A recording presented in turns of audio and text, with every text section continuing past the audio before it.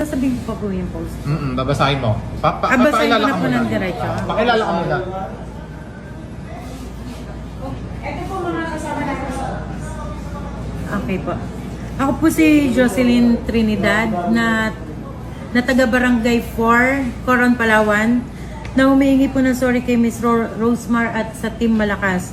Dahil sa pinost ko po sa social media na Dear Rosemar at Team Malakas, ginagamit nyo lang ang mga taga-Coron para sa mga vlog nyo at SOCMED.